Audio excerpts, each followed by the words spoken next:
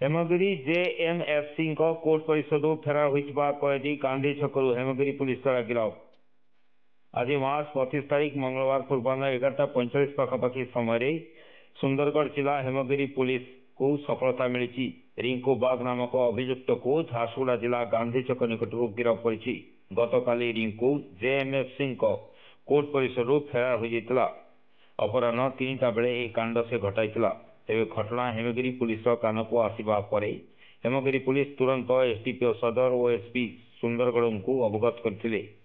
SP निर्देश में केतेक टीम गठन कर हेमगिरी पुलिस साहाय्य खोलताड़ आरंभ कर तेज आज जिला पुलिस को सफलता मिली।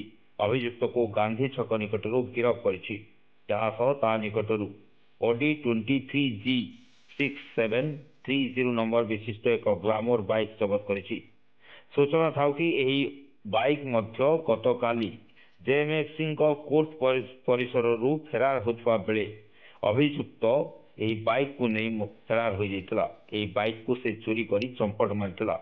पुलिस आज ताको गिरफ करने सह विभिन्न दफारे एक मामला रुजु कर संध्या 8:50 कोर्ट चालाण कर सूचना मिली।